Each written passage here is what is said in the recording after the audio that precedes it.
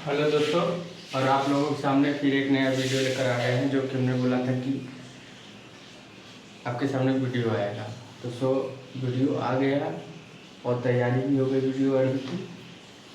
और हमने बोला था कि चार्ट के द्वारा वीडियो आएगा, तो वीडियो आ गया है चार्ट के द्वारा। कंप्रेसर सिंगल स्क्वायर कंप्रेसर का ही है। तो आप लोग को अगर वीडियो अच्छी लगी तो लाइक और सब्सक्राइब करें, दोस्तों के साथ शेयर कीजिए। तो कंप्रेसर एयर को कंप्रेस करता था और कंप्रेस करके हम उसी यूज में ला सकते थे। ज़्यादातर हम जैसे थर्मल पावर प्लांट में जैसे कन्वेइंग करने के लिए लाया जाता है प्रेशराइज करके, वैसे हम लोग वहाँ यूज करके लाते हैं। तो जहाँ हमें प्रेशर के द्वारा किसी चीज़ को भेजना है वहाँ हम लोग यूज कर सकते हैं और ला सकते हैं। ठीक समझ गए होंगे। तो आइए हम लोग बात करते हैं सिंगल स्क्रू एयर कंप्रेसर। अब इसमें हम एक पार्ट करके आप अपना होता है कट ऑफ वाल्व। लेग्स की बात करते हैं, क्या होता है कट ऑफ वाल्व।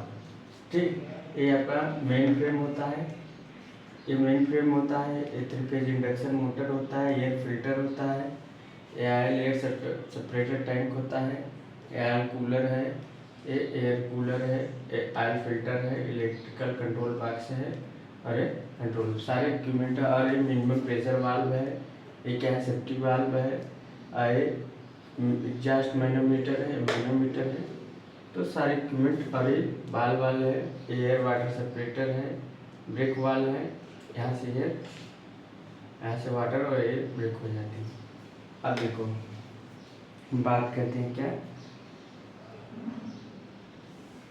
कि मान लो हमारा पहला इसमें जो काम आता है मैं उसको बात करते हैं। इसमें क्या मतलब यूज होगा उस चीज़ की हम बात करते हैं। ठीक, अब इसमें जो पहला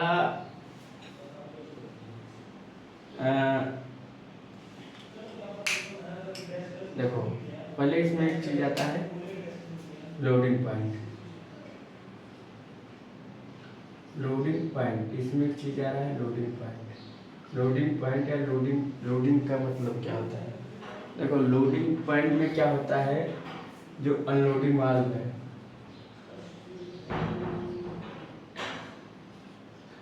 अनलोडिंग वाल्व ओपन रहता है। अनलोडिंग वाल्व ओपन रहता है, अनलोडिंग वाल्व ओपन रहता है इसका। और अनलोडिंग वाल्व ओपन रहता है और एयर इन आती है, एयर इन आती है। तो हमारा अनलोडिंग पॉइंट का जो सेट प्रेशर कितना रहता था लोडिंग पॉइंट का 0.45 MPa, 0.45 MPa। इसका मतलब क्या है, अब एयर इन आ रही है तो देखो इसको अनलोडिंग पॉइंट को एयर कहाँ से मिला, हमको एयर कहाँ से मिला, ये देखो यहाँ से जो इस ऑयल सेपरेटर टैंक में, ऑयल सेपरेटर टैंक में जो प्रेशर बना रहता है उस प्रेशर के थ्रू हमको यहाँ से प्रेशर मिलता है। तो यहाँ से देखो ये तो एयर रिलेटिव वाले, यहाँ से एयर इन आती है। यहाँ से भी देखो एयर आपकी यहाँ से होते हुए ये SOB देखो क्या लिखा है एडजस्टिंग प्रिमेटिव वाला, और क्या लिखा है फोर साइड कनेक्शन लोडिंग वाला। यहाँ से देखो ये कनेक्शन ये अनलोडिंग वाल को मिलता है। और यहाँ से भी देखो, यहाँ से देखोगे जो कभी एयर कूलर के द्वारा जो डिस्चार्ज वाल तो वहाँ से एक एयर की लाइन आई है, वहाँ से ये देखो स्लिप वाल। और यहाँ से फिर ये एयर देखो यहाँ से ये क्या है SOB है, ये SOB है आपका, ये क्या है SOB है, ये क्या है SOB है देखो। ठीक, SOB है तो ये SOB के थ्रू ये देखो ये आपकी जा रही है, तब ये लाइन दिख रही है ये वाली, मतलब अनलोडिंग वाल को कमांड मिल गया। अब अनलोडिंग वाल को कमांड मिला तो ये तुरंत ओपन हो जाती है, ओपन हो जाती है तो एयर इन आता है, एयर इन आता है। अब जब एयर इन आया इस कंडीशन में, अब एयर इन आ रहा है, आयल हमारा आयल कैसे आ रहा है, आयल हमारा यहाँ से इस टैंक से होते हुए नीचे से यहाँ से टेम्परेचर कंट्रोलर यहाँ से होते हुए टेम्परेचर कंट्रोलर से एयर कूलर से first air cooler, second air cooler से फर्स्ट एयर कूलर से temperature control first air cooler second air cooler, फिर यहाँ से होते हुए आयल फिल्टर से होते हुए आयल कट ऑफ वाल इसे बोलते हैं। आयल को कट इन और कट आउट करते थे। आयल यहाँ से कट ऑफ वाल होता है, ओपन रहता है, फिर यहाँ से ये आयल इधर गया, फिर यहाँ से आयल इधर गया, समझ जाएंगे। तो ये कैसे प्रोसेस चला है, तो ये क्या है, अब आयल भी चला गया और एयर भी चला गया, इसमें दो का मिक्सन हो गया, आयल प्लस एयर, दो चीज का मिक्सन हो गया, आयल प्लस एयर। ठीक, तो आयल का भी मिक्सर हो गया, एयर का मिक्सर हो गया। अब लोडिंग सेट पॉइंट हो गया, समझ गए। लोडिंग का मतलब लोडिंग पॉइंट का मतलब होता है हमारा इसमें आयल भी आ रहा है, एयर भी आ रहा है, आयल भी आ रहा है, समझ गए। अब तो समझ गए होंगे। यहाँ से क्या है, मैक्सिमम प्रेशर भी मिल रहा है, यहाँ से क्या है, इसको मैक्सिमम प्रेशर भी मिल रहा है, तो लोडिंग पॉइंट हो गया है। तो हमारा यहाँ से ये जो प्रेशर यहाँ मैक्सिमम मिल रहा था, यहाँ मैक्सिमम प्रेशर चैम्बर इसे बोलते हैं। यहाँ से जो मैक्सिमम प्रेशर चैम्बर मिल रहा था, ये इधर से मिल रहा था ना, देखो ये इधर से, तो यहाँ से मैक्सिमम प्रेशर चैम्बर से क्या होता है, ये आयल कट ऑफ वाल्व को प्रेशर मिलता है। यहाँ आयल और एयर की लाइन आती है, इसमें इन आ जाती है आयल एयर की लाइन, और एक आयल एयर की लाइन इधर से जा रही है। यहाँ देखो क्या हो रहा है, तो यहाँ आयल और एयर गया, जब क्या हुआ, यहाँ से जब हमारे अनलोडिंग वाल्व, मान लिया अनलोडिंग वाल्व ओपन हुआ, तो यहाँ से एयर नहीं आई। अब आयल भी कहाँ से हमारे oil air separated tank, air हमारी आयल यहाँ से थर्मोकपल टेम्परेचर कंट्रोल वाल लगा है, तो यहाँ से होते हुए आयल कूलर फर्स्ट, फिर आयल कूलर सेकेंड, यहाँ से आयल फिल्टर से होते हुए कट ऑफ वाल से होते हुए ये।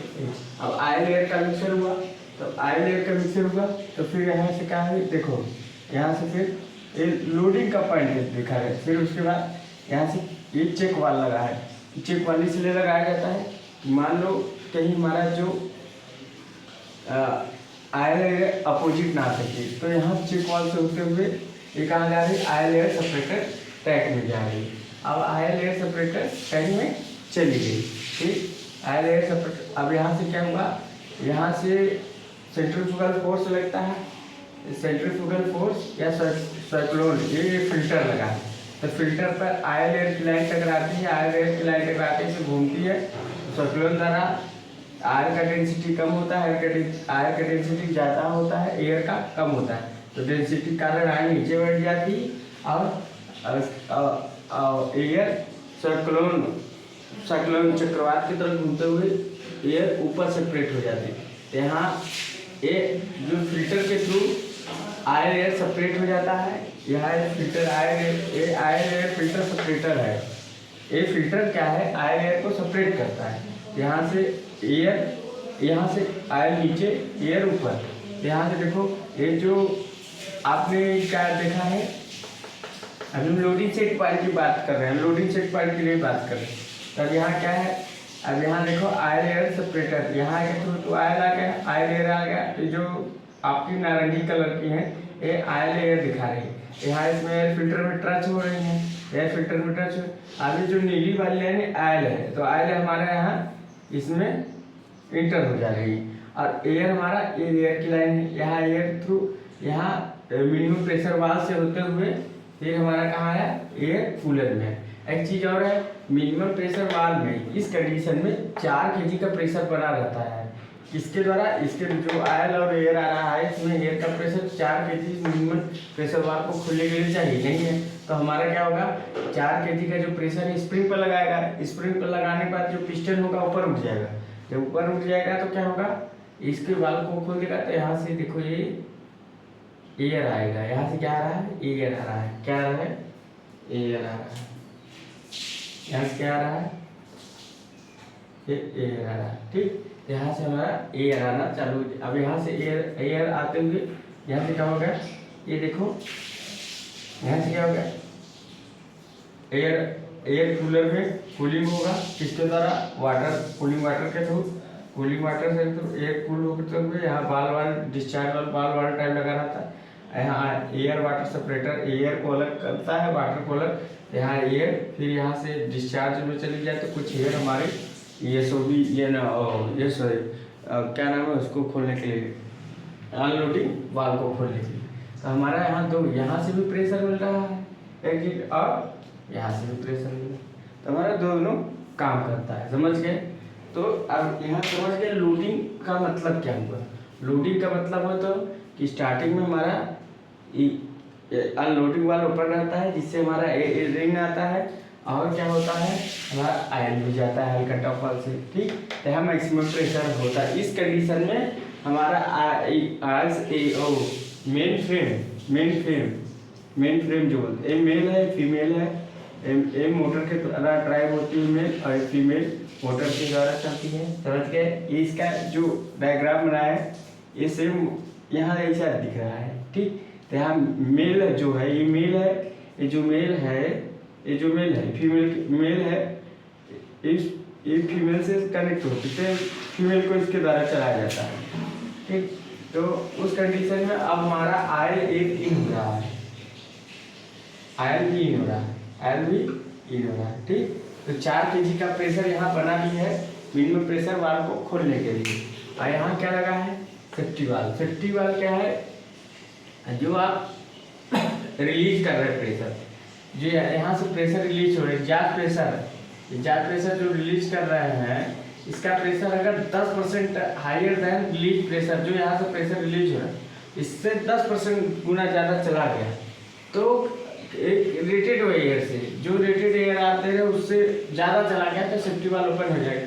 मतलब आयल और एयर का जो प्रेशर है, आयल एयर का प्रेशर है वो जो आप यहाँ ज़्यादा हो गया, एयर का प्रेशर जो रिलीज हो रहा है उससे 10 गुना ज़्यादा चला गया, यह सेफ्टी वाल्व ओपन हो जाएगा, नहीं है टैंक फट सकता है, टैंक में दिक्कत आ सकती है। ये लोडिंग पॉइंट का इशू है, पूरा हमने लोडिंग पॉइंट का इशू बना दिया। ठीक, अब लोडिंग पॉइंट का इशू आ गया, तब अगला हम लोग के चलते हैं क्या, अनलोडिंग की बात करते हैं। तो समझ गए लोडिंग पॉइंट में आयल भी आ रहा है और आयल भी नहीं हो रहा है, एयर भी नहीं हो रहा है। ठीक, कोई दिक्कत नहीं, सारे प्रोसेस क्रिया चल रही है।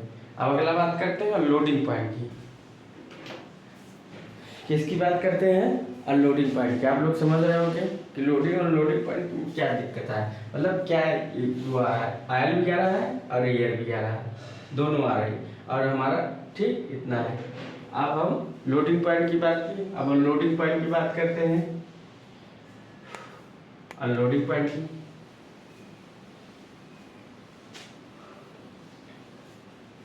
और यहाँ से लोडिंग पॉइंट में ही यहाँ जब मैक्सिमम प्रेशर चैम्बर है इसके द्वारा आयल का टॉप वाल्व को ओपन किया रहता है, यहाँ से मैक्सिमम प्रेशर आ रहा था, देखा ये आयल और एयर की लाइन आ रही, यहाँ से क्या होगा आयल और एयर सेपरेट हो जाती है। यहाँ आयल एयर क्या हो, एयर तो इसके स्प्रिंग को फोर्स लगाता है, तो यहाँ क्या है स्प्रिंग है और फ्लोटिंग प्लग है। यहाँ स्प्रिंग जब फ्लोटिंग प्लग को लगाता है तो आयल का टॉप वाल्व ओपन रहता है। आयल का टॉप वाल्व मैक्सिमम 100% ओपन ही रहता है रनिंग कंडीशन में, 100% ओपन ही रहता है। और रनिंग कंडीशन में लोडिंग पॉइंट में तो हमारा क्या आता है, ये जब एयर का फोर्स लगता है तो क्या होता है स्प्रिंग को फोर्स लगता है, स्प्रिंग क्या करता है फ्लोटिंग प्लग को ऊपर कर देती, आयल का टॉप वाल्व ओपन रहता है, उस कंडीशन में आयल जाना शुरू हो जाती है। आप समझ गए?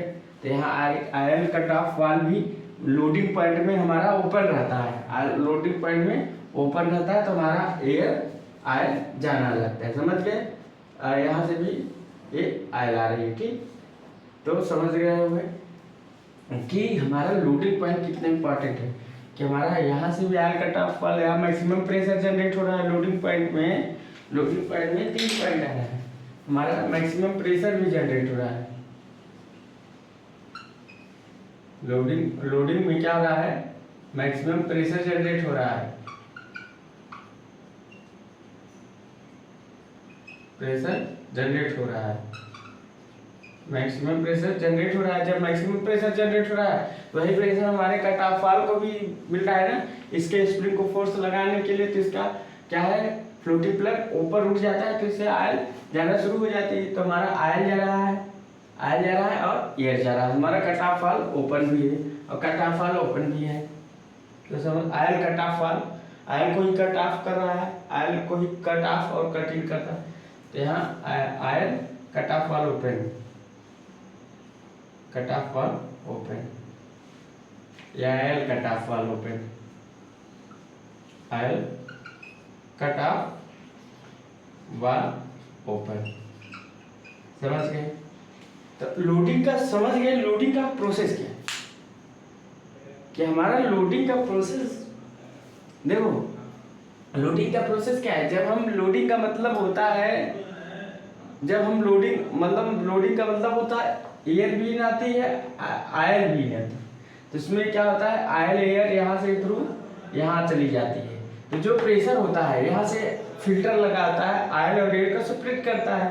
तो आयल यहाँ बैठ जाती है, आयल यहाँ बैठ जाती है और एयर यहाँ मिनिमम प्रेशर वाल्व के थ्रू यहाँ एयर फिल्टर में एयर कूल होते हुए, वाटर के थ्रू कूल होते हुए, और यहाँ से होते हुए वाल्व एयर वाटर सेपरेटर से होते हुए, ब्रेक वाल्व से होते हुए यहाँ चली जाती है। तो हमको एयर यहाँ मिल गई। समझ लो, यहाँ अभी जो एयर है यहाँ इसका यूज हम कहाँ कर लिए, अनलोडिंग वाल्व को ओपन करने के लिए। समझ गए, अनलोडिंग वाल्व को ओपन करने के लिए। तो हमारा अब इस कंडीशन में और क्या है, आयल हमारा यहाँ से थर्मल टेम्परेचर कंट्रोल वाल्व से होते हुए, और हमारा क्या है oil cooler first, oil cooler second से होते हुए, यहाँ से आयल फिल्टर से होते हुए, कट ऑफ वाल्व से होते हुए यहाँ से यहाँ चली गई। तो यहाँ आयल और प्रेशर मैक्सिमम हो रहा है। चेक वाल्व है, चेक वाल्व इसलिए लगा तो जो आयल एयर जा रहे हैं बैक ना आ जाए, इसलिए यहाँ चेक वाल्व लगा है। नॉर्मल नॉन रिटर्न वाल्व बोलते हैं, non return valve, check valve लगा है। समझ गए? और कट ऑफ वाल्व हमारा कहाँ से है, यहाँ से जब मैक्सिमम प्रेशर जनरेट होता है, आयल एयर का प्रेशर यहाँ आता है, तो यहाँ जो एयर का प्रेशर स्प्रिंग को उठा देता है, और जो फ्लोटिंग प्लग स्प्रिंग का प्रेशर जो फ्लोटिंग प्लग को ऊपर कर देता है, तो कट ऑफ वाल्व ओपन रहता है। तो हमारा आयल जाता रहता है और कट ऑफ वाल्व ओपन रहता है इस कंडीशन में। हाँ, तो लोडिंग का केस हो गया। तो लोडिंग केस अब यहाँ क्या लगा है, टेम्परेचर कंट्रोल वाल्व लगा है। समझिए, इसका भी बताते हैं फंक्शन। तो टेम्परेचर कंट्रोल वाल्व का फंक्शन क्या है, ये कि अगर हमारा जो टेम्परेचर है, किसका टेम्परेचर है, ये जो आयल आ रहा है, ये इसको क्या, ये आयल आ रहा है, ये अपना आयल है। थोड़ा हम बता देते हैं क्या है, आयल। अब आयल हमारा कितना रहा है, अब इसका टेम्परेचर हमारा 71 से 75 डिग्री अगर सेंटीग्रेड है, उससे ऊपर है, ये आज से 71 से 75 डिग्री है टेम्परेचर। तो टेम्परेचर कंट्रोलर सेंस करता है, टेम्परेचर कंट्रोलर वाल्व इस टेम्परेचर कंट्रोलर वाल्व से होते हुए, आयल कूलर से होते हुए, oil cooler first, oil cooler second से होते हुए, आयल फिल्टर से होते हुए, आयल फिल्टर से होते हुए, कट ऑफ वाल्व से होते हुए यहाँ मेन फ्रेम में चली जाती है। Oil plus air main frame में चली जाती है। तो समझ लोगे। अब यहाँ अगर मान लीजिए इस टेम्परेचर से कम हो गया, जो इसका टेम्परेचर है 71 से 75, तो हमारा यहाँ टेम्परेचर कंट्रोलर आयल कूलर में नहीं जाता, ये बाईपास वाल्व के थ्रू इधर से नहीं जाएगा, बाईपास वाल्व के थ्रू इधर से हमारा आयल फिल्टर से होते हुए हमारा किधर कट ऑफ वाल्व से होते हुए मेन फ्रेम में चला जाता है।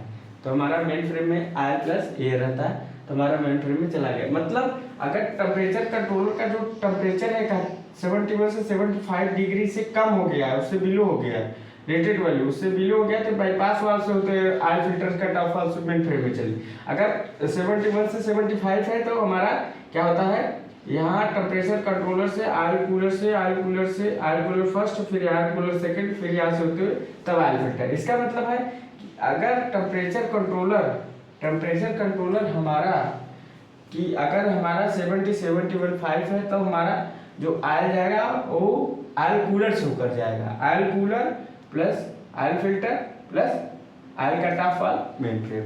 अगर हमारा 71.5 से कम है तो हमारा जो आयल कूलर से नहीं जाएगा, आयल कूलर से न जाते हुए आयल कूलर से नहीं जाएगा, तब यहाँ से कवाल बंद हो जाएगा, यहाँ कवाल खुल जाएगा, यहाँ कवाल खुल जाएगा, यहाँ कवाल बंद, यहाँ कवाल खुल जाएगा। तो बाईपास वाल्व होते हुए ये अपना आयल फिल्टर से होते हुए कट ऑफ वाल्व से होते हुए मेन ट्रैक में चला जाएगा। तो समझ रहे होंगे लोडिंग सेट पॉइंट का काम क्या है, टेम्परेचर कंट्रोलर का काम क्या है। टेम्परेचर कंट्रोलर का काम समझ गए होंगे। अब थोड़ा हम लोडिंग सेट पॉइंट पे काम करें। लोडिंग का मतलब समझ गया होंगे। लोडिंग में मतलब एयर जा रहा है, एयर नहीं जा रहा है, आर कट ऑफ वाल्व भी ओपन है, ठीक, समझ रहे होंगे। अब हम लोग बात करते हैं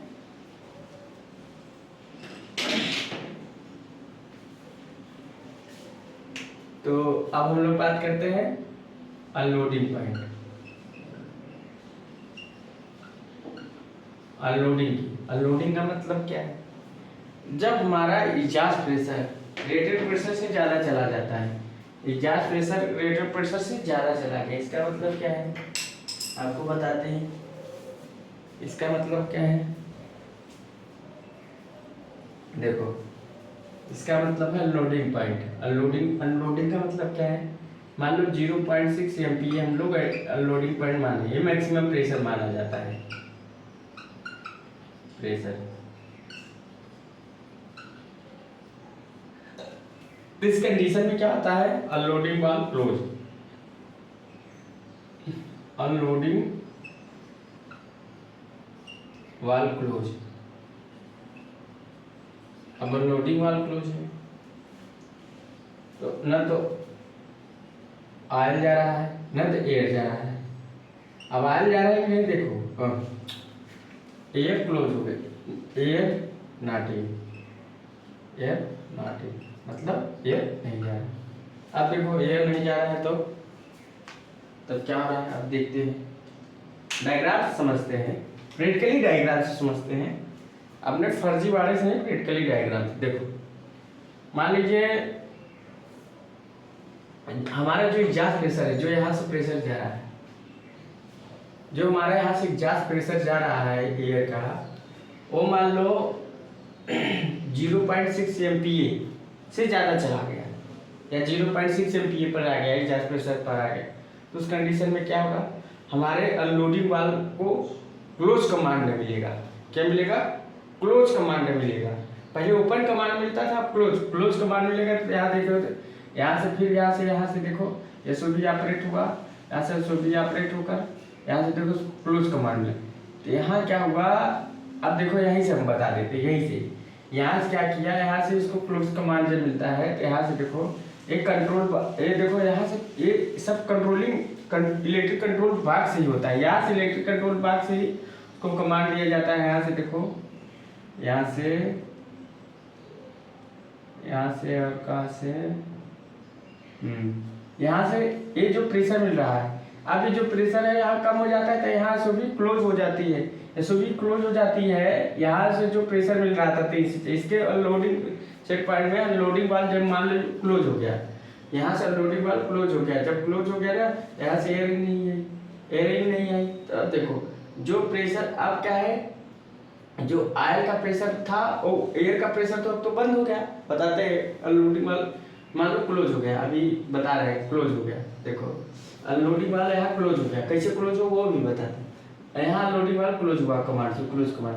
अनलोडिंग वाला जब क्लोज हो गया, क्योंकि क्लोज हो गया, क्योंकि जो प्रेशर मिल रहा था वो ज़्यादा मिलने लगा तो क्लोज कमांड हो गया, क्लोज अनलोडिंग वाला क्लोज हो गया। एयर यहाँ क्या हुआ, अब आना बंद हो गया, एयर लेटिंग वाल से भी ये बंद हो गया, और क्या है एयर अनलोडिंग वाल से जो एयर आ रहा था वो भी बंद हो गया। तब यहाँ क्या है, एयर का आना बंद, एयर बंद। अब यहाँ इस कंडीशन में क्या है, यहाँ क्या जा रहा था, ऑयल एयर जा रहा था, मगर अब क्या जाएगा, पहले तो जो एयर थी तो मान लो जाएगी, मगर अब क्या है सिर्फ ऑयल नहीं जा रही। यहाँ देखो ऑयल, यहाँ क्या है जो प्रेशर है, यहाँ जो प्रेशर है ये ऑयल एयर सेपरेटर टैंक के अंदर वो 4 kg से कम हो जाएगा। जैसे 4 kg से कम हुआ ना, वैसे जो मिनिमम प्रेशर वाल है ना वो खट्टे से क्लोज हो जाएगी। यहाँ मैनोमीटर मेजर करता रहता है, खट्टे से वाल क्लोज होगी। जैसे क्लोज होगी तो यहाँ क्या होगा, जो एयर जा रहा था सेपरेटर, वो एयर जाना ही बंद हो जाएगा एयर कूलर से।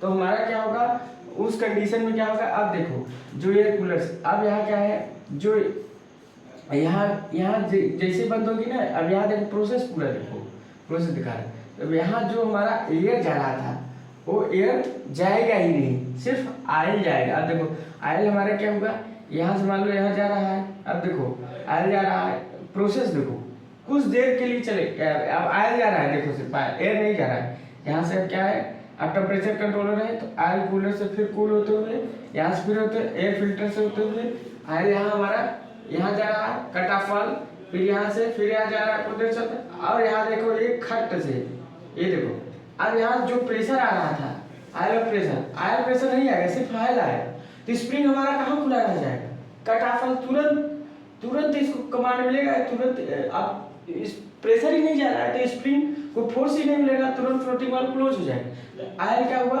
बंद हो गया, आयल भी जाना बंद हो गया। यहाँ जो आयल जा रहा था यहाँ से ऐसे जा रहा था, वो यहाँ से भी जाना बंद हो जाएगा।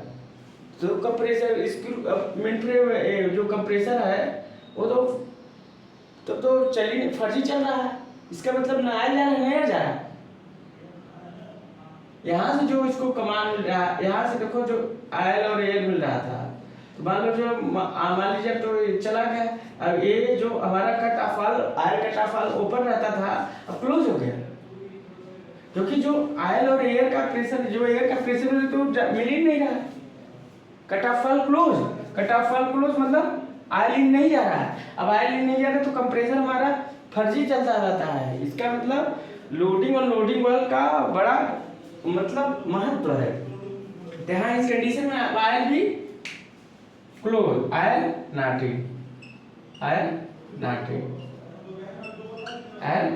भी नहीं जा रहा है। अब भाई आयल भी नहीं जा रहा है, ये तो भाई सोचने वाली बात होगी, आयल भी नहीं जा रहा है, तो आयल नहीं जा रहा है तो अब इधर से देखो कुछ प्रोसेस के लिए आयल एयर तो मालूम बंद हो गया, मिनिमम प्रेशर वाले से जो एयर जा रहा था यहाँ से ये बंद हो गया, ठीक। अब क्या है, यहाँ से भी आयल कुछ देर के लिए, यहाँ से भी आयल कूलिंग होते हुए आयल कूलर से होते हुए आयल कूलर से होते हुए यहाँ भी एयर फिल्टर से होते हुए कट ऑफ वाल्व से होते हुए यहाँ चली गई, मगर यहाँ एयर ही नहीं गया, तो एयर यहाँ जाएगा इस लाइन से नहीं, यहाँ से जाएगा आयल, तो स्प्रिंग को फोर्स लगेगा नहीं, फ्लोटिंग पॉइंट को खोलेगा नहीं, कट ऑफ वाल्व क्लोज हो जाएगा, एयर आयल जाएगी नहीं, मतलब अब कट ऑफ वाल्व से आयल इन जा ही नहीं रहा है, तो हमारा कट ऑफ वाल्व भी क्लोज हो गया, oil cut off valve close,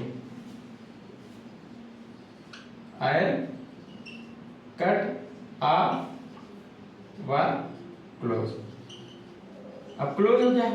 अब देखो यहाँ से क्या है हमारे ये सोफी पे, यहाँ से देखो अब जब प्रेशर जो मिल रहा था, जो प्रेशर खोलने के लिए लोडिंग वाल्व को मिल रहा था वो नहीं मिलेगा। यहाँ से देखो जब प्रेशर ही नहीं मिला, यहाँ से यार एसओबी को, तो यहाँ जो प्रेशर एसओबी को कमांड दे रहा था कि भाई आपको हम चार, यहाँ जो प्रेशर वो प्रेशर नहीं मिलेगा, यहाँ से भाई क्लोज कमांड मिल जाएगा, तो यहाँ से जो एयर जा रही तो बंद हो गई ना, यहाँ से भी जाना बंद, यहाँ से भी जाना, यहाँ से जो कमांड मिल रहा था, और एयर जहाँ जो एयर बाहर मिल रहा था वो कम मिलेगा, और एयर जो बाहर डिस्चार्ज वाल्व से डिस्चार्ज लाइन से, इसको बोलते हैं डिस्चार्ज लाइन, तो क्या बोलते हैं डिस्चार्ज लाइन,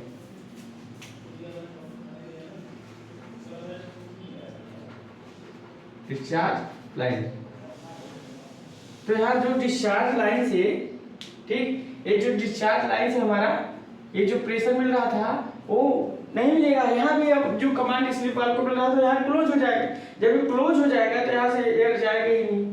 यहाँ से देखो एसओबी है, इसको भी कमांड मिल रहा था, इसको भी नहीं मिलेगा, ये क्लोज, ये भी क्लोज, ये भी क्लोज, ये भी क्लोज, ये क्लोज, ये क्लोज, ये भी क्लोज, जब ये क्लोज तो अपना अनलोडिंग वाल्व भी क्लोज, अनलोडिंग वाल्व बंद, मतलब एयर के प्रेशर से हमारा लोडिंग वाल्व खुल रहा था, तो वो एयर प्रेशर मिल ही नहीं रहा है, जब एयर के प्रेशर नहीं मिल रहा है तो loading valve close, air close, air not in, अब एयर नॉट इन तो मान लो अब आयल जा रहा है यहाँ से, अब एयर नहीं जा रहा है तो यहाँ क्या होगा, मिनिमम प्रेशर वाल्व को चार के प्रेशर ही नहीं मिल पा रहा है कि खोल दे, जब खोल ही नहीं पाएगा तो भाई कहेगा एयर बंद यहाँ से, तो यहाँ से आयल ही जा रहा है, यहाँ से आयल तो जाता है, अब आयल जा रहा है, कूलर को कूलिंग होगा, आयल कट ऑफ वाल्व में आयल तो जाएगा, मतलब मेन फ्रेम में आयल फिल्टर से यहाँ से होते हुए यहाँ से फिर यहाँ से आयल कट ऑफ वाल्व से आयल तो जाएगा, मगर अब क्या है जो एयर आ रहा था आयल कट ऑफ वाल्व को खोलने के लिए वो तो आया नहीं, oil cut off valve close हो गया इस कंडीशन में। तो हमारा इन केस में क्या हुआ, अनलोडिंग पॉइंट में क्या हुआ कि हमारा ना तो एयर आ रहा है न तो आयल आ रहा है, तो अब क्या होगा कि अब हमारा जो मैक्सिमम प्रेशर जा रहा था 0.6 MPa उससे अधिक जा रहा था, अब उससे कम आएगा। जब उससे कम आएगा तो उसे तुरंत कमांड मिलेगी। ज्यादा प्रेशर जैसे ही 0.6 MPa से जैसे 0.6 MPa से कम आया वैसे हमारा तुरंत अनलोडिंग वाल्व को ओपन का कमांड मिल जाएगा, तुरंत ओपन का कमांड। फिर जैसे अनलोडिंग वाल्व खुला तो एयर खुला, एयर जैसे खुला तो एयर इन, ठीक, एयर इन, एयर इन का तो एयर जैसे इन आया, ठीक, एयर इन आया तो एयर इन आकर मान लीजिए अब जैसे एयर इन आया ना तो एयर देखो हमारा एयर इन आएगा, ये देखो एयर जैसे हमारा इन आया तो एयर इस लाइन के थ्रू, इस लाइन के थ्रू एयर आया, एयर मतलब एयर आया, जैसे एयर आया ना जैसे यहाँ देखो इसको मिनिमम प्रेशर वाल्व को ओपन कर देगा, मिनिमम प्रेशर वाल्व को ओपन कर देगा और फिर आया तो मान लो नीचे बैठे तो यहाँ अब जैसे तुरंत यहाँ है ना, यहाँ से तुरंत यहाँ से एयर जाएगा खट से, आयल एयर की लाइन है, यहाँ से तुरंत खट से एयर जाएगा तो इस फ्लोटिंग उसको खोल देगा, स्प्रिंग के द्वारा फ्लोटिंग प्लग को खोल देगा, आयल भी जाना शुरू हो जाएगा। समझ गए? इस ये मतलब ये जो लाइन जा रही है ना, यहाँ जो जा रही एयर की लाइन भी जा रही है इसके साथ, तो यहाँ मान लीजिए एयर की भी एयर जा रही है, कुछ देर के लिए एयर जाएगा, लाइन तो बनी है तो एयर जाएगा, जैसे तुरंत कट ऑफ वाल्व खोलेगा तुरंत आयल जाना शुरू। मतलब कट ऑफ वाल्व का क्लोज लोडिंग में ओपन रहता है, हाँ लोडिंग में ओपन, अनलोडिंग में क्लोज रहता है। तो अनलोडिंग में न तो आयल जा रहा है न तो एयर जा रहा है, तो कट ऑफ वाल्व यहाँ से क्या तुरंत एयर मिला, कट ऑफ वाल्व को तुरंत खोल दिया, अब आयल भी जाना शुरू हो गया, आयल एयर दोनों जा रहा है। समझ गए? पूरा प्रोसेस समझ गए कि लोडिंग सेट पॉइंट और लोडिंग सेट पॉइंट का मतलब क्या है। कट ऑफ वाल्व अनलोडिंग में क्लोज है क्योंकि इधर से एयर नहीं जा रहा था, ठीक, तो क्लोज है। जैसे लोडिंग सेट पॉइंट आया 0.45 MPa से कम आ गया, मतलब 0.6 MPa, जैसे इससे कम आया लेस देन, जैसे इससे कम आएगा वैसे तुरंत कट ऑफ वाल्व को ओपन का कमांड मिलेगा कि भाई एयर के थ्रू यहाँ तुरंत स्प्रिंग के द्वारा फ्लोटिंग पॉइंट उठा दिया, फ्लोटिंग प्लग को उठा दिया, तुरंत आया जाना शुरू, एयर भी जाना शुरू। तो समझ गए होंगे।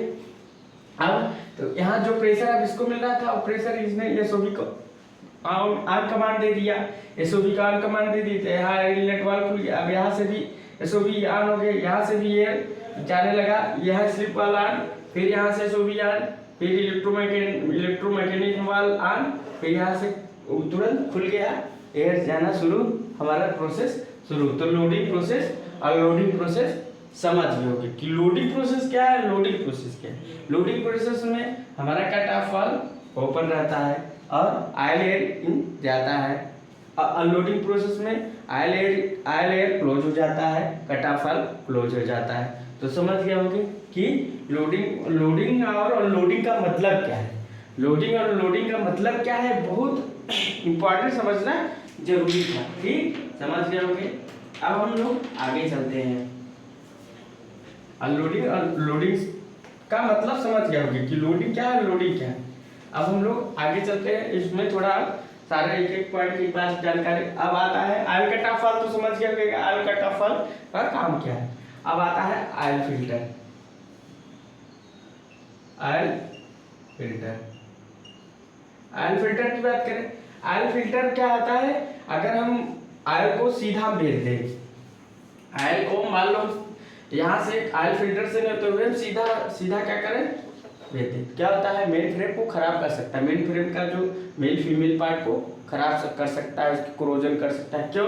क्योंकि उसमें इम्प्योरिटी होती है, इसलिए आयल फिल्टर को पहले मेन फ्रेम के भेजने पहले उसको क्लीनिंग किया जाता है, इम्प्योरिटी को अलग किया जाता है। जैसे छन्नी नहीं होता ऐसे छन्नी समझो, तो आयल को क्या करेगा पहले क्लीनअप करेगा, क्लीनअप करके तब मेन फ्रेम को भेजता है, आयल कट ऑफ आ जाएगा फिर मेन फ्रेम को भेजेगा, क्योंकि मेन फ्रेम में मेल फीमेल है, पार्ट है, ब्रिंग है, कंट्रोल वाल्व है, बैलेंसिंग सिस्टम है, तो सारे जो इक्विपमेंट खराब हो सकते हैं, मतलब क्रोजर। इसलिए आयल फिल्टर लगाना जरूरी है, क्योंकि आयल फिल्टर नहीं लगा रहेगा तो हमारा जो आयल में इम्प्योरिटी है ना वो क्लीनअप भी नहीं होगा, जो सुधार हमारे मेन फ्रेम को male female control valve balancing system जो लगा है, एक्सियल बियरिंग और रेडियल बियरिंग सब खराब कर सकता है। तो उसको बचाने के लिए आयल फिल्टर जरूरी है। आयल फिल्टर कभी कभी क्या हो जाता है चोक हो जाता है, जब चोक हो जाता है तो आयल आयल उतना आयल जाता है, जो चोक हो जाता है ना, तो आयल उस हिसाब से जा पा रहे थे, इसलिए आयल फिल्टर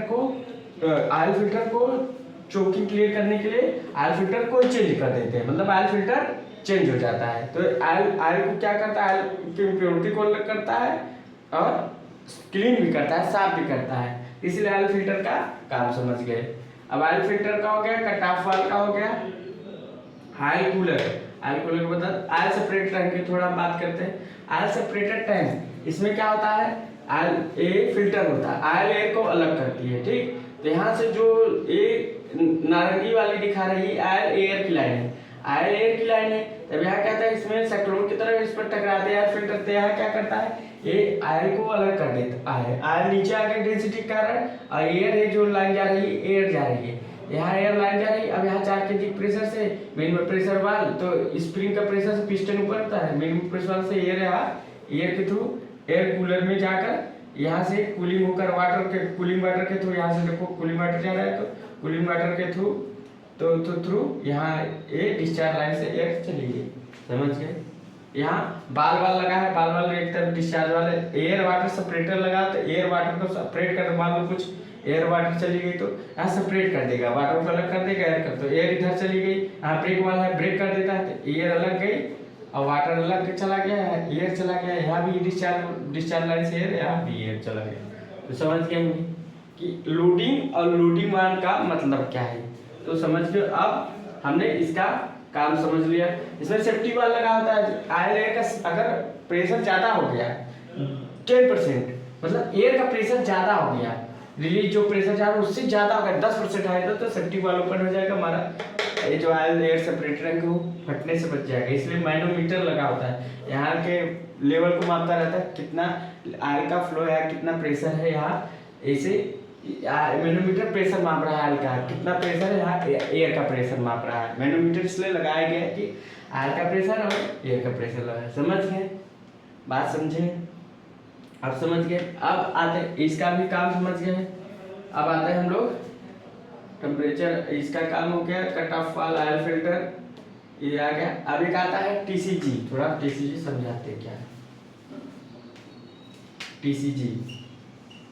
टीसीजी का मतलब, टीसीजी आपका है, टीसीजी बोले तो टीसीजी क्या है बता। टीसीजी आप बोलते हैं intelligent jet controller, intelligent temperature controller, temperature controller, intelligent temperature controller.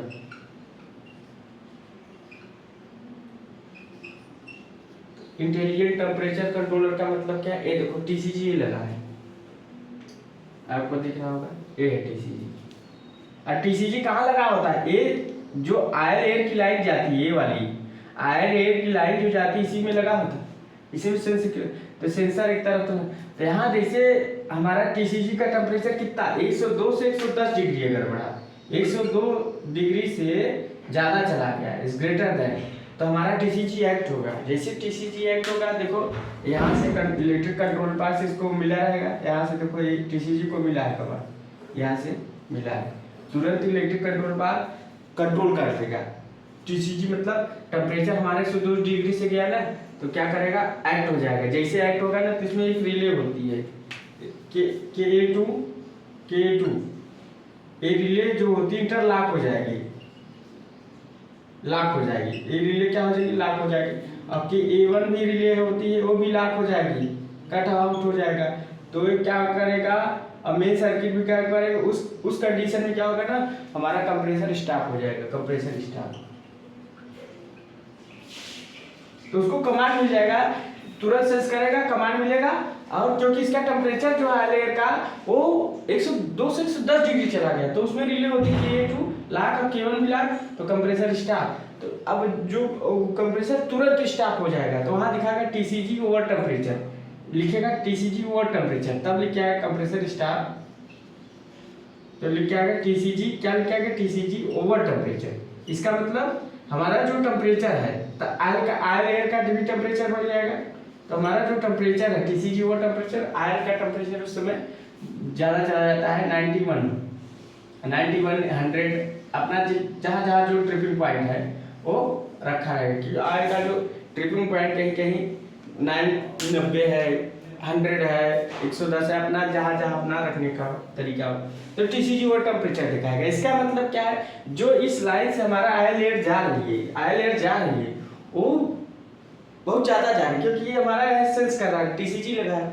तो यहाँ इलेक्ट्रिक कंट्रोल बॉक्स यहाँ क्या है तो हमारा आयल हमारा जा रही है तो उसका टेम्परेचर 102 से अगर 102 से ज़्यादा चला गया 110 ज़्यादा चला गया तो हमारा टीसीजी तुरंत एक्ट होगा तुरंत इलेक्ट्रिक कंट्रोल बॉक्स कहेगा आए कंट्रोल करो बहुत ज़्यादा जा रहा है दिक्कत हो सकता है तो तुरंत लीजिए K1 और K2 जो रिले लॉक हो जाएगी तुरंत लॉक हो जाएगी तुरंत क्या होगा कंप्रेसर को क्लोज कमांड मिलेगा तुरंत और सब बंद हो टीसीजी वो टेम्परेचर दिखा देगा टीसीजी आयल का उस समय टेम्परेचर 91 से 100 110 तक चला जाएगा समझ गए होंगे। तो जैसे ही 102 डिग्री से तब क्या होता है उस कंडीशन में क्या होता है तो सिंडाई जाकर K2 और K1 को रीसेट करेगा रिले को इंटरलॉक को कैंसिल कर देगा जैसे कैंसिल करेगा तुरंत तो टेम्परेचर भी अपना कम हो जाएगा कुछ तुरंत मत चालू करें जैसे टीसीजी ओवर है तो कुछ देर बाद चालू तो वो क्या होगा तुरंत सिंडाइस पर जाकर काम करेगा K2 relay K1 relay TCG तो काम करेगा जब काम करेगा ना तो टेम्परेचर भी कुछ समय बाद डाउन हो जाएगा तो जैसे इन दोनों कैंसिल करेगा तो फिर हमारा कंप्रेसर ऑन हो जाएगा रीसेट कर देते हैं इमरजेंसी कुछ बटन लगा देते हैं या फ्लेवर उसमें बटन होती है उसको रीसेट कर देते हैं फिर हमारा भी टीसीजी जो दिखा रहा था बंद हो जाएगा K1 K2 जो रिले तो लाख हो वो कैंसिलेशन हम कर देते हैं कैंसिलेशन तो इस कंडीशन जैसे टीसीजी ओवर टेम्परेचर ट्रिप होता है हमको टीसीजी ओवर टेम्परेचर दिखाता है क्या है कि भाई जब आयल एयर जा रहा था उसका टेम्परेचर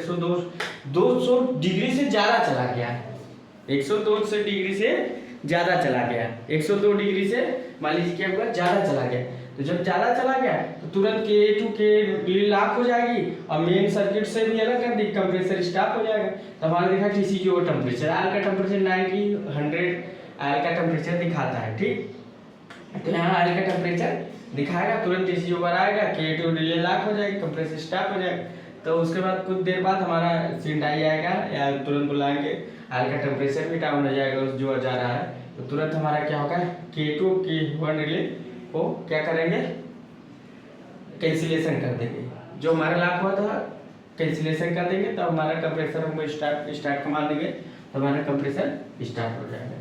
तो समझ गए होंगे कि क्या मैटर आ रहा है क्या इशू आ सकता है और टीसीजी का समझ गए ऐसे ओपीआर है हमारा लगा ओपीआर का मतलब समझ गए होंगे कि टीसीजी आता है तो क्या हम कर सकते हैं टीसीजी आता है तो हमारा टीसीजी ओवर मतलब आयल एयर का जो इस लाइन से जा रहा था वो मैक्सिमम टेम्परेचर जा रहा है 102 डिग्री से बस उसको टेम्परेचर कम करना है K2 और K1 जो रिले लॉक हो बस उसको कैंसिलेशन कर देना है उसके बाद रीसेट कर देना है उसके बाद कंप्रेसर को चला देना है ये अगर देखो ये टीसीजी ओवर टेम्परेचर में हमारा जो ये कंप्रेसर है सिंपल ट्रिप होता है समझ गए कि हमारा जो सिंगल स्क्वायर कंप्रेसर होता है एग्जामों में कि किस पर ट्रिपिंग होता है टीसीजी क्यों होता है कितना टेम्परेचर जाना चाहिए तो एग्जाम में बहुत बेस्ट क्वेश्चन है आप कोई एग्जामिनर पूछ सकता है कहीं थर्मल पावर प्लांट में आ जा रहा है तो आपको कंप्रेसर के बारे में पूछ सकते हैं तो आप लोग इसको अच्छे से पढ़िए आगे चलते हैं।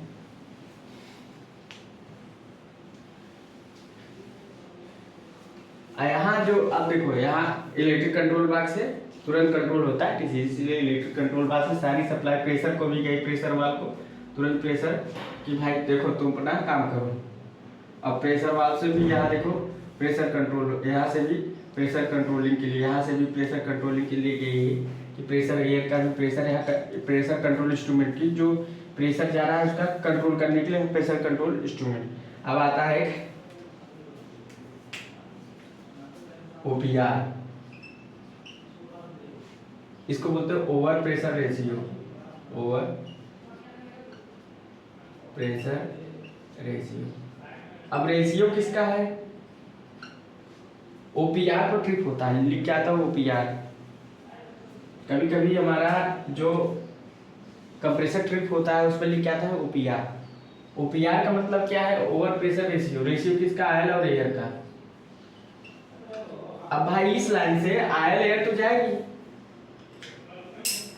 आयल एयर तो जाएगी। अब आयल एयर जाएगी तो भाई अगर इसका प्रेशर ज्यादा हो गया रेटेड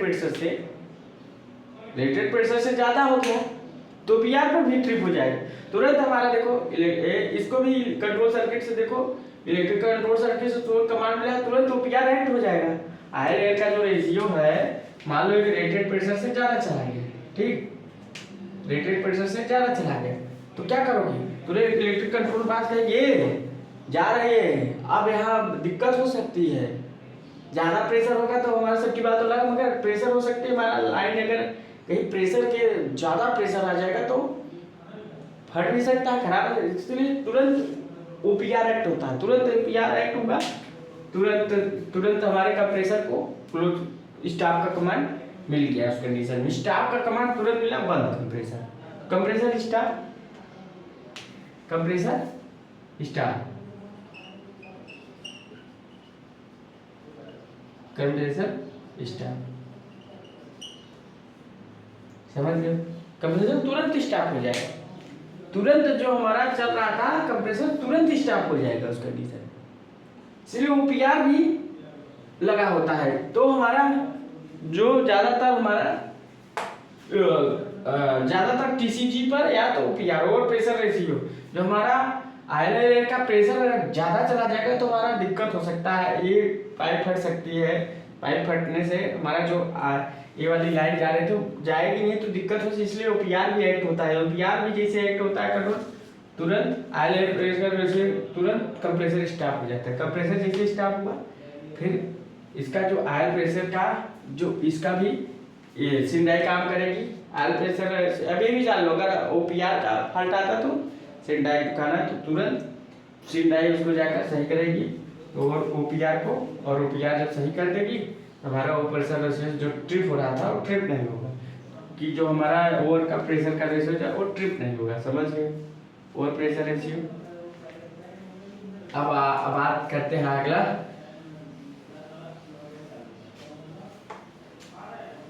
अगला बात, अब टीसीजी हो गया, ओपीआर हो गया, आयल फिल्टर हो गया, कट ऑफ वाल हो गया, अपना मेन फ्रेम वाला मेल फीमेल के बारे में बता चुके हैं कि मेल काम करता है तो यहाँ कंप्रेस एयर होती है तो कंप्रेस करके यहाँ के थ्रू बाहर चला जाती है। चेक वाल भी बता दिया, ये जो लाइन है यहाँ से आयल एयर गई, ये चेक वाल अपोजिट ना आ सके।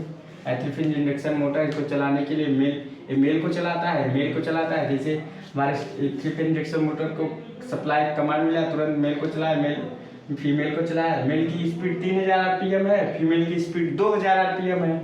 ये 6 इसको बोलते हैं, मेल को बोलते हैं 4 कन्वेक्स लोब्स और फीमेल को बोलते हैं 6 कनकेव लोब्स। समझ गए? ये मेल मोटर के द्वारा चलाया जाता है और फीमेल मेल के द्वारा चलता है क्योंकि इससे कंबाइंड रहती है। तो ऐसा कंट्रक्शन होने की वजह से एयर जैसे इन आती है तो देखो यहाँ से एयर इन हो गया, ऐसे फिर एयर इन, जैसे यहाँ से एयर इन आई, यहाँ से बाहर चली, यहाँ से इन आती है, यहाँ सक्शन फ्लैश होता है, डिस्चार्ज फ्लैश होता है। सक्शन फ्लैश से इन होती है और डिस्चार्ज फ्लैश से बाहर चली जाती है। तो यहाँ से एयर, यहाँ से देखो यहाँ बाहर चली, तो यहाँ ये मेल होता है, फीमेल होता है। ये मेल मोटर के द्वारा ड्राइव किया जाए, इसकी स्पीड 3000 आरपीएम होती है। फीमेल होता है, इसकी स्पीड 2000 आरपीएम होती है। मेल मोटर से ड्राइव होता है, फीमेल मेल के द्वारा ड्राइव होता है। तो समझ गए? तो इसको हम मेन फ्रेम के बारे में बता दिए, मेल है फीमेल। सेफ्टी वाल के बाद मिनिमम प्रेशर वाल की बात बता दी। अब आयल फिल्टर हो गया। अब आयल कूलर के, अब हाँ आयल कूलर कूल कैसे कर रहा है थोड़ा, अब आयल कूलर के बारे में बता दे थोड़ा, इसे अभी मोटा बताते अभी डिजाइन बनाकर आपको समझा दो काम कैसे करता है। अगले वीडियो में समझाएंगे थोड़ा सा। और उसके बाद क्या है, देखो यहाँ से एयर आया, यहाँ से वाटर आया, कूलिंग वाटर आता है। कूलिंग वाटर यहाँ से इन हुआ, यहाँ से देखो यहाँ कूलिंग करके फिर यहाँ आया हमारा, फिर सेकेंड कूलर में गया, फर्स्ट कूलर सेकेंड कूलर में फिर कूलिंग होकर फिर एयर कूलर में गया। एयर कूलर का टेम्परेचर क्या होता है, अंदर जैसे जाता है हीट ट्रांसफर कॉइल जो होती है उसके अंदर हमारे क्या आयल कूलर होती है, आयल कूलर एयर कूलर के अंदर हीट ट्रांसफर कॉइल होती है। हीट ट्रांसफर कॉइल के अंदर कूलिंग वाटर फ्लो होता है। कूलिंग वाटर फ्लो क्या करता है, फ्लो कर उसके एयर के टेम्परेचर को जांच कर लेता है। जांच करके फिर यहाँ से फिर यहाँ जाता है, फिर यहाँ जांच किए, फिर जाए, फिर ये जांच करके फिर यहाँ से डिस्चार्ज हुए एयर का टेम्परेचर इसमें ज़्यादा होता है, 60 डिग्री 70 डिग्री वाटर का टेम्परेचर। जो देखो वाटर हमारा हीट ट्रांसफर कॉइल से घुसा तो एयर का टेम्परेचर लिया, फिर यहाँ फिर हीट ट्रांसफर कॉइल में घुसा, फिर एयर का टेम्परेचर लिया, फिर यहाँ फिर हीट ट्रांसफर कॉइल, फिर एयर का टेम्परेचर लिया, फिर यहाँ से वाटर बाहर चले, कूलिंग वाटर बाहर, टेम्परेचर ज़्यादा होता है 60 डिग्री 70 डिग्री 80 डिग्री। ठीक समझ गए। यहाँ कूलिंग वाटर का भी समझ गए। एयर कूलर एयर को ठंडा कर रहा है, एयर कूलर एयर को ठंडा कर रहा है, एयर कूलर एयर को ठंडा कर रहा है, एयर कूलर एयर को ठंडा कर रहा है। समझ गए होंगे। तो हमने सारे बात बता दिए। अपना क्या है, कट ऑफ वाल्व है, इलेक्ट्रिक कंट्रोल बॉक्स है, ऑयल फिल्टर है, और क्या है, टेम्परेचर कंट्रोलर है, एयर कूलर है, एयर कूलर है, बाल वाला है, एयर वाटर को सेपरेट करता है, ब्रेक वाला है ब्रेक करता है, एयर कूलर ब्रेक करेगा, वाटर कूलर यहाँ क्या है, एयर जाएगा, ये discharge line. 3 phase induction motor होती है, ये एसटी की भी होती है, 66 kV, और करंट भी देखो एसटी की मोटर लगी होती है। अगर कहीं एसटी कहीं एलटी, तो मान लीजिए एसटी की मोटर है वो, तो जो मोटर लगी हो 3 फेज, देखो कहीं कहीं पूछ लेता है कि जो हमारा कंप्रेसर मोटर कौन से 3 फेज इंडक्शन मोटर, वो भी squirrel cage type induction motor, squirrel cage type. तो 3 फेज, अब अगर वोल्टेज देखें तो 66 या 6.6 kV, अगर 6.6 kV है, 3.3 है तो एसटी में जाएगा, तो एसटी मोटर इसको बोल देंगे। एक तरफ से एसटी मोटर भी बोलते हैं। और करंट 26 एम्पीयर, स्पीड 2980 आरपीएम। पूरी स्पीड नहीं निकाल, सिंक्रोनस स्पीड नहीं मानी जाएगी, सिंक्रोनस से कम है इंडक्शन। और कास फाइव 0.85, ठीक, हर्ट्ज, फ्रीक्वेंसी 50 हर्ट्ज, समझ गए होंगे। और ये इसको बोलते हैं एसटी मोटर। एसटी मोटर हमारा कितने, और 250 किलोवाट की है। कितने किलोवाट की है, 250 किलोवाट की। तो 250 किलोवाट की मोटर है, समझ गए होंगे। तो अगर हमारा पूछता है कि कितने की, आईएलटी मोटर हमारा 100-150 किलोवाट की बहुत ज़्यादा है, 100 किलोवाट की, उससे ज़्यादा ऊपर गया तो हमारा 250 किलोवाट, 200 किलोवाट, 310 किलोवाट, वो सब एसटी मोटर। तो हम लोग वोल्टेज देख के बता सकते हैं कि एसटी मोटर है कि एलटी मोटर है। 11 kV पर चल रही तो एसटी चलेगी, 3.3 पर करें एसटी चलेगी। अगर 415 पर चल रही है तो एलटी मोटर है। हम लोग सप्लाई देख के बता सकते हैं कि एलटी मोटर है कि एसटी मोटर है। सप्लाई देख के आप बता सकते हैं, उसमें कैलकुलेशन करने की कुछ जरूरत नहीं है कि उसमें आपको कैलकुलेशन करना है। सप्लाई देख के, वोल्टेज देख के बता सकते हो कि एसटी है कि एसटी है, समझ गए होंगे। तो 250 किलो का है, इसका एचपी ज्यादा होगा, ये 250 किलो का है, तो लमसम में 310 एचपी का आएगा, 310 एचपी का आएगा, समझ गए होंगे। तो कट ऑफ वाल्व के बाद एयर फिल्टर भी समझ गए होंगे, और कट ऑफ वाल्व भी समझ गए होंगे, मेन फ्रेम भी समझ गए, एयर फिल्टर भी समझ गए, एयर को फिल्टर करता है इसलिए एयर फिल्टर लगा है, एयर कूलर है, एयर सेपरेटर टैंक भी समझ गए होंगे। हाँ, इसमें 170 से 180 लीटर एयर डाला जाता है, 170 से 180 लीटर एयर डाला जाता है। सेफ्टी वाल्व भी समझ गए, मैनोमीटर भी लगा है, एयर की प्रेशर मापता है, एयर का प्रेशर मापता है। मैनोमीटर प्रेशर मापने की इकाई, प्रेशर मापता है। तो सारे प्रोसेस समझ गए होंगे। टेम्परेचर कंट्रोल वाल्व का समझ गए होंगे। तो टेम्परेचर कंट्रोलर वाल्व फिर से एक बार समझना हो तो समझ लीजिए। टेम्परेचर कंट्रोलर वाल्व, जैसे इसका टेम्परेचर 71.5 से 75, ऐसे समझिए। एक बार फिर से समझना हो तो समझ लीजिए, उसमें बहुत ज़्यादा क्या नहीं है। तो कंप्रेसर हमारा बस प्रोसेस वही का, और ये जो स्क्रू कंप्रेसर 1500-800 HP हम लोग लिखाए थे कि पहले हम टेम्परेचर कंट्रोल वाल्व की बात करें। टेम्परेचर कंट्रोल वाल्व इसकी बात करें, अगर 71 डिग्री से लेस देन है टेम्परेचर, तो हमारा क्या होगा, आयल का जो पाथ होगा, आयल का पाथ जो होगा वो किधर से जाएगा, तो हमारा आयल बाईपास वाल, बाईपास लाइन और आयल फिल्टर, उसके बाद आयल फिल्टर, आयल फिल्टर से होकर जाएगा आयल फिल्टर, उसके बाद कट ऑफ वाल, कट ऑफ वाल। मतलब जैसे हमारा टेम्परेचर 71 डिग्री से कम है, उससे कम है, तो हमारा बाईपास वाल से होते हुए इधर की वाल खुलेगा, इधर का वाल क्लोज हो जाएगा, टेम्परेचर कंट्रोल इधर का वाल क्लोज कर देगा, मेन वाल क्लोज कर दे, बाईपास वाल ओपन हो जाएगा, बाईपास लाइन, तो आयल पाथ हमारा बाईपास लाइन, बाईपास वाल ओपन, तो आयल फिल्टर, उसके बाद कट ऑफ वाल, फिर मेन फ्रेम और मेन फ्रेम।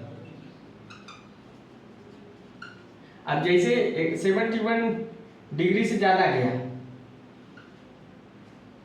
इसी ज्यादा जाएगा तो हमारा बाईपास वाल से नहीं, मेन लाइन मतलब आयल कूलर से जाएगा, आयल कूलर से जाएगा, आयल कूलर से जाएगा, फिर आयल फिल्टर से जाएगा,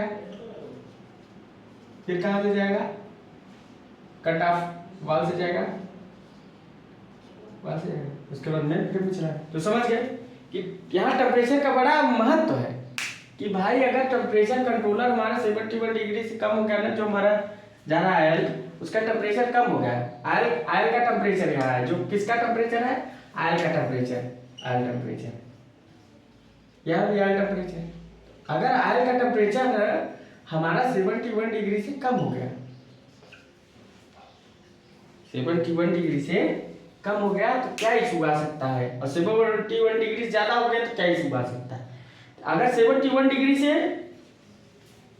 ज्यादा चला गया तब हमारा आयल कूलर से होते हुए आयल ठंडा होकर जाएगा, ये फायदा है। मतलब टेम्परेचर कंट्रोलर का ये थर्मोकपल स्विच ही मान लीजिए, ये टेम्परेचर कंट्रोलर का भी बड़ा फायदा है कि अगर आयल का टेम्परेचर 71 डिग्री से ज्यादा है, 71 डिग्री से ज्यादा है, तब तो हमारा आयल कूलर से हमारा आयल जाएगा, ठंडा होकर जाएगा, तब तो अच्छा है, हमारे फिल्टर के लिए भी खराब नहीं होगा।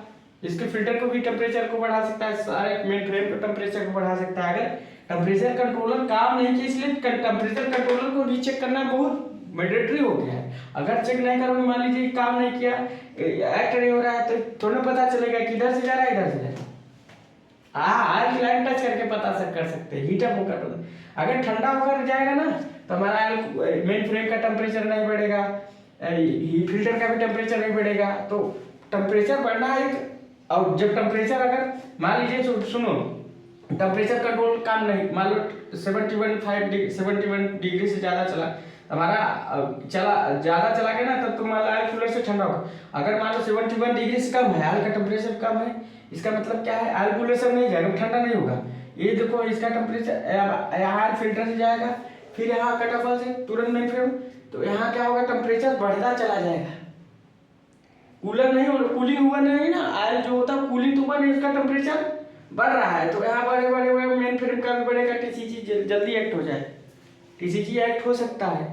उस कंडीशन में हमको क्या है, ये हमारा आयल कूलर से ही जितना आयल हो सके उतना आयल कूलर से ही जाना चाहिए, उससे क्या होगा, ठंडा होगा।